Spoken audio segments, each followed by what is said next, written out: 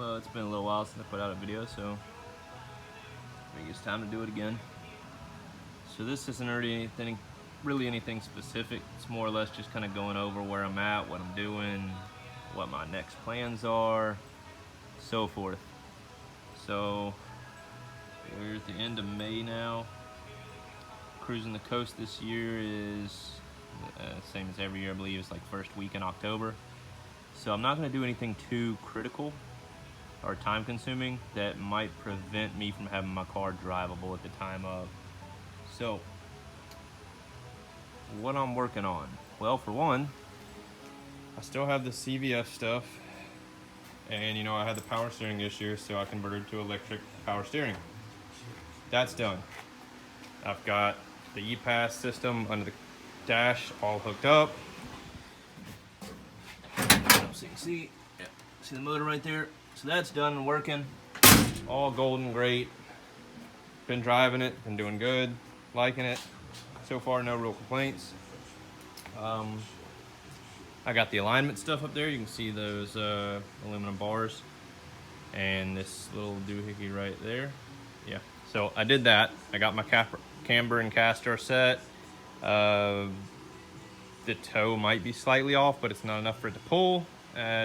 I'd said it before I adjusted camber and caster. You're technically supposed to do it after you're done with everything. I could go back and adjust that again some, and I might, because my steering wheel right now is a little off-centered. The car was backed in straight, and you can see my steering wheel's kicked to the right a little bit. So I might adjust it and fix that.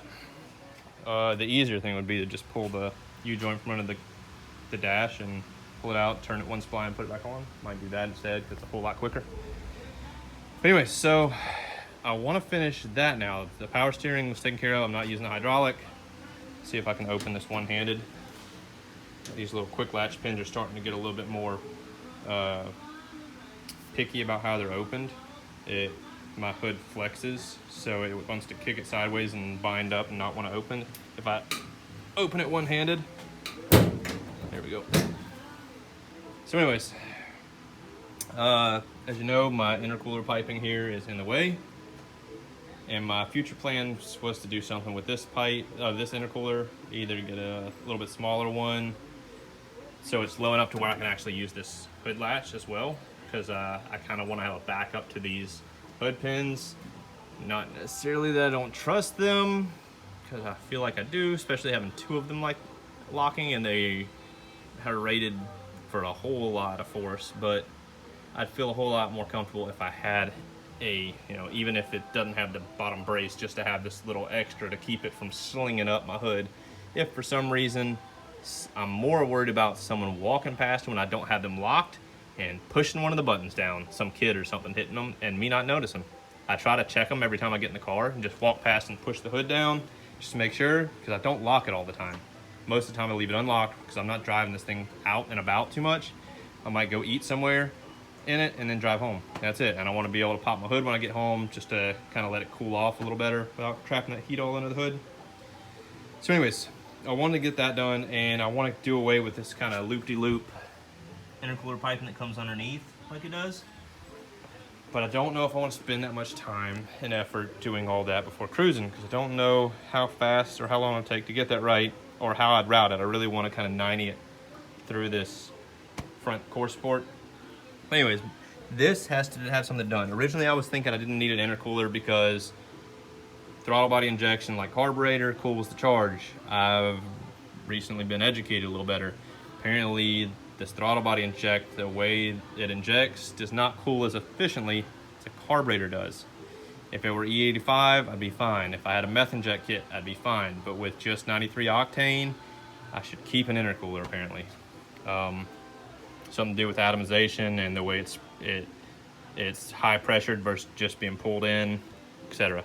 So to mount my AC, it goes right here. I have to do something with this. So one way or another, I need to figure out a way to pipe this pipe either up and then over and then forward, or back here some more and then over, like kick this that way. So that's on the agenda to do. I also, I want to get AC in the car for cruising, because October's gonna be hot, humid, and it's a lot of standstill traffic, stop and go, slow moving. It's gonna be hot. So before I charge this system up, I never insulated my firewall on the inside of the car. So I've got to pull these hoses loose that go to my heater, because originally I wasn't gonna even send coolant through that until I did the firewall insulation, but it got cold, I wanted to drive the car, so I hooked the heater up. So I have to get somebody to help me so they can pull these screws loose, because I didn't do the traditional style little push through with the nut type deal. I wanted it cleaner looking, so I'll put these stainless button heads. So I have to get someone to hold, and there's the other one down here. So I have to get someone to unscrew those, and I'll have to drain the coolant, and I'll have to disassemble everything on my dash. I've got a Dynamat material, then I've got some stuff, it's like a luxury liner, I think, from secondskin.com or something like that. It's supposed to be really, really good thermal insulation, but it also is sound insulation, so hopefully it'll help quiet down any noise coming through the firewall. So that's gonna be time consuming as hell, just the firewall portion. Then I have to do this cutting, fitting, welding with this pipe. Then I ordered a condenser. I can't think of the company, but it's actually my buddy Mr. Jimmy down here hit me up about a condenser that he got at a company that was at Cruising that has the dryer, like the new style cylinder dryers that are attached to the condenser. Whole lot cleaner, slimmer look instead of that big canister. So I ordered that. That'll be here in about a week or so, I'm guessing. They're out of like South Carolina or something, I think. And it was cheap compared to the Vintage Airs condenser. Like, it was cheaper for that combo than it was for just the condenser. So there's that. The lines, I'm gonna use soft lines for everything, and I'm gonna borrow a crimp tool and do all those as well. Along with that, I thought about redoing my exhaust. I wanted to get rid of this side exhaust that I've got going on, because this was just temporary. I really want to get rid of that bit that's really low. That has been scraping, so I want to get rid of it and do the exhaust right. So I ordered some 2.5 inch because this 3 inch was way too tight of a fit to pass over and up, or up and over the TCI rear suspension crossmember thing. So I'm gonna step this 3 inch down to 2.5, send it back. At that, whenever I do that, I might split it into duals. I really want to do like what I've seen on a couple of cars, where the exhaust comes through the quarter right here. I think that looks really cool looking. I don't know why. I always kind of like the side skirt exhaust like the Eleanors have, but I didn't want to run side skirts. So I thought about having, I've seen ones where they come out right here. But after looking at it, I don't think it's possible to do mine because of the way my TCI suspension is. Back here, I think it's a possibility. And that'll also kick the exhaust further back so it won't be as noisy. But I really want to do that. I just have to figure out how they do it with this drop and how they pipe it through. I don't know if they just raise it up and box it in higher, or if they use like a piece of large diameter tube and pipe it through to seal it up, or what. So I've got to research that. The other thing anyways, the exhaust is gonna wait. I'm not gonna mess with any of that till after Cruising. It's gonna stay with this side dump. So the AC, firewall insulation, those are top priority before Cruising. I've got to bust out and get that done. The other thing I'm working on, as you probably saw here, I think, I'm trying to remember his YouTube channel now, but it's like Glenn's 1965 EFI Pony or Mustang or something like that. You can probably search Glenn's Mustang and it should come up. But he's got a video on doing these magnets. I'd seen this on a forum before, so I'm glad he did a video because it helped give me a better visual on how it is done. The easiest way to do this, like he says in the video, is to have the door off, lay flat, put the magnets on, put some epoxy on the tops, lay this panel down, and put something heavy on top to hold it down. My doors are attached. He gave another option of using some paper as a template. I couldn't find my roll of masking paper. That's the fun of having a small shop. I try to line everything along the sides of the walls, as you can see. So there's no telling. It's probably along the wall somewhere. I just don't know where. So luckily I remembered I had these. These are the the weather liners or whatever. So I use those as a template because they're actually pre-cut perfect size. We'll see how it works once this cures up for 24 hours. This is the passenger one. I actually only ordered 1 box of magnets. I didn't realize I needed 2 at the time. I ordered these bar ones that are, well, you can't see them. I'm not trying to open those, but they're like that long, that wide, but they're thicker. They're like 2 or 3 times the thickness of this, so they wouldn't work. Not to mention they're stupid strong. So these are pretty strong, but they're not too strong to where you can't pull this off without breaking it. So hopefully this works out good, and I did the alignment well. Find out when I test fit this tomorrow. And then when the other set of magnets show up Monday, this is Saturday, Memorial Day weekend, so hopefully they show Monday or Tuesday. I don't know if mail will deliver Monday or not, but anyways, I'll do the driver door next. The other thing that Glenn's Mustang did was talked about these aftermarket doors, and I'm so glad he put out this video about this, because I'm not the only one running into these issues apparently. So if you recall, this tapers down in the back really tight to where this weather stripping wants to bind on the glass. The outer weather strip won't even roll up, like it just binds and tears it. And what he showed in the video is you have to actually take this and split from like here down to about this bolt-ish and spread this apart right here. And I just happen to have this caliper spreader that fits in there damn near perfect. Sorry about the camera work. Yeah, so that ought to work perfect.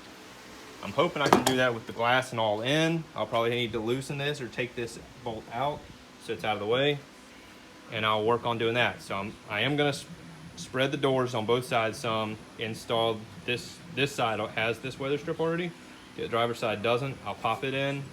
I don't know, I already tore the outer one on this one. I think I still have the other one, so I might install it, might not, don't know. But I wanna get my doors fixed. I might order door weather stripping and get that on.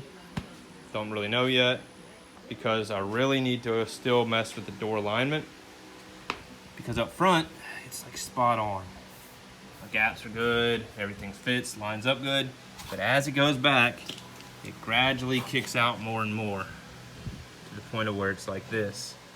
I don't know if you can tell that, but yeah. So some stick out there. And I got a little bit of stick out right here on this post here. Same thing on this corner here, but up top it's good. So I don't know if there's a way for me to fix that or not without me going back and grinding away these welds and then reshaping this metal, which I'm dreading doing that. Money's tight right now, so originally I thought I was gonna get the headliner stuff. That's probably not gonna happen right now. I just don't have the funds for it between all the AC stuff I'm having to order. And I did order, like I said, the exhaust. If anyone wants to do stainless exhaust, by the way, this is by far the cheapest kit I could find. I couldn't even piece it together cheaper anywhere else. And it's all slip fit, so you don't actually have to weld this stuff. You can use clamps if you want to. I'll actually be probably either cutting these slip fits off behind them, or I'll slip it together and then weld the seam. Because if I do that, I don't really have to purge the whole thing. It'd be a whole lot easier. But anyways, this is like 170, 180 bucks off of Amazon. It's all stainless. I think it's from DNA Motoring. It's 16 gauge, and it's 4 straight 4-foot pieces, 4 90s, 4 45s, and 4 180s. I couldn't beat that. Like, I don't know how they're selling it at that. Everywhere I looked was almost double the price. Well, I'm kind of wondering if they mispriced it, because everywhere else, I think this is a 16-piece kit. Yeah, 16-piece. They have an 8-piece kit that's like 2 of everything, roughly, ish, something like that. I don't know. But anyways, it's less. It's like the same price as that. So I feel like they mispriced it. So if I have time after doing the AC and the firewall and the doors, I want to get a back panel built, just out of plywood to cover that hole up. And then I would love to pull this hood off and finish bondoing some more, do some more body work to this, so all these forward scratches aren't in this, since I just roughed it whenever I did it, which I'll have to pull the hood off and take it out of the shop so I don't make a dust mess in here like I did before. So that's my thoughts. I also started looking into smoked glass. The kit I found, there's a company on eBay that sells like a full smoked, I think everything but the back glass. CJ sells an everything kit, but it's just the glass itself, it's not assembled. The eBay one has at least assembled door glass, but it's just separate, this and this, and you have to just install the glass trim. I'm tempted to go one of those routes later on. I don't want to now because it's expensive.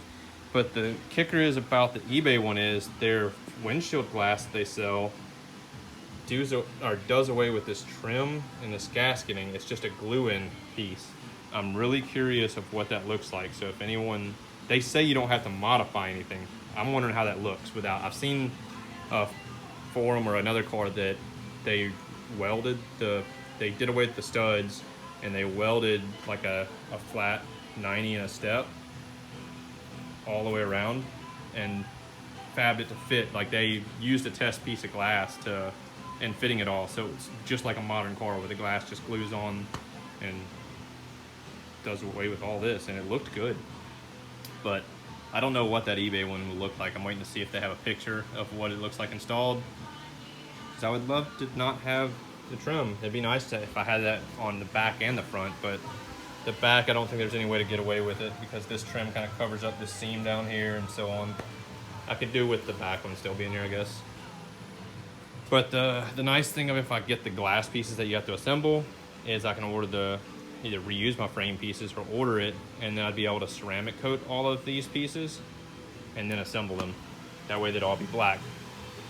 But I don't know if that's even going to be a thing because, like I said, later on I will be painting this car and it won't stay black forever. It will go back to its like metallic baby blue with kind of a gunmetal accent. I don't exactly know how I'm gonna do it yet, whether it be some kind of stripes, a low, like along the rocker gunmetal, but it'll be kind of like this color of the rim here with the old metallic baby blue like what the car came with originally.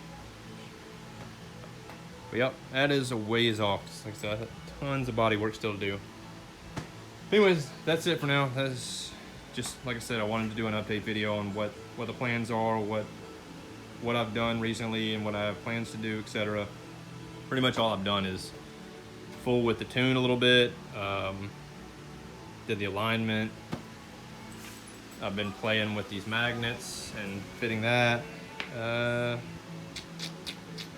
that E-Pass that I did, but I haven't really done a whole lot else out here. I've been kind of in a slum, I guess, with this.